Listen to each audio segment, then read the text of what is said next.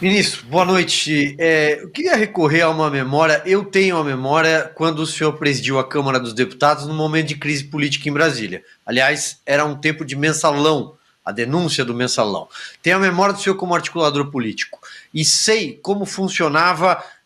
E o senhor teve uma presença fundamental naquela época para pacificar determinados ânimos, aplacar espíritos e conseguir saídas sempre por meio democráticas. E tudo isso sempre passou pelo Congresso Nacional, sempre passou pelo Legislativo, a caixa de ressonância da sociedade. E agora o que a gente acompanha, e pergunto ao senhor se o senhor compactua disso ou não, é um Supremo Tribunal Federal que impede o Congresso sequer de ser este agente de pacificação, de tentar negociar. O Congresso não é ouvido e tem prerrogativas usurpadas diuturnamente pelo judiciário brasileiro, que atua a favor do Palácio do Planalto.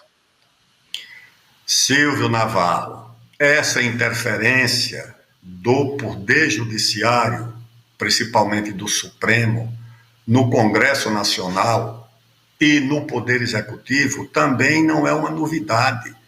Eu, ainda jovem deputado, nos anos 90, vi os recursos do próprio Congresso, da oposição ao presidente Fernando Henrique, ao Supremo, para, no Supremo, derrotar decisões da maioria do Congresso Nacional.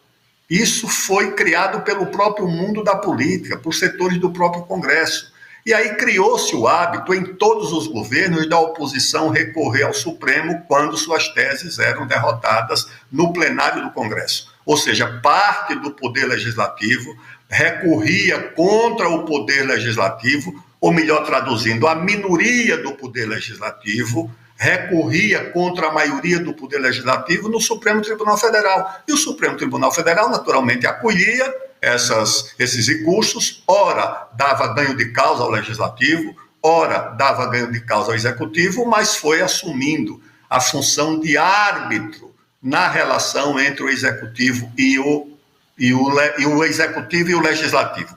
Depois nós vimos o Poder Judiciário, o Supremo Tribunal Federal, interferindo na nomeação de ministros. Quem não lembra? O Supremo proibiu a presidente Dilma de nomear o presidente Lula, o ex-presidente Lula como ministro. Muita gente achou bom, porque era o PT, era a presidente Dilma, ainda bem que tinha o Supremo.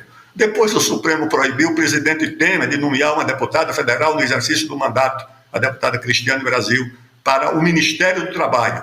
Mas como era o presidente Temer, muita gente aplaudiu, ainda bem que existia o Supremo. Como era o presidente Temer, não havia a unanimidade em defesa das suas prerrogativas de presidente. Até que o Supremo decidiu que o presidente Bolsonaro não podia nomear um delegado de polícia que não tinha na sua folha corrida nenhum processo administrativo, não tinha nada, simplesmente sob o argumento de que talvez ele tivesse alguma relação de amizade com integrantes da família. Ou seja, isso o Supremo veio fazendo e faz ainda mais hoje. O Congresso decide que há uma norma em vigor chamada Marco Temporal da Constituição de 1988, e o Supremo decide que essa norma não tem mais validade. Então, o Supremo perdeu completamente o limite das suas atribuições. Hoje é um poder que se coloca acima dos demais poderes, e acho que isso cria mais do que uma insegurança jurídica, uma insegurança institucional. Os poderes não sabem mais o que é que a Constituição lhes reserva, porque o Supremo decide o limite e a atribuição de cada poder. Isso gera insegurança institucional, e a insegurança institucional prejudica a vida do país como um todo.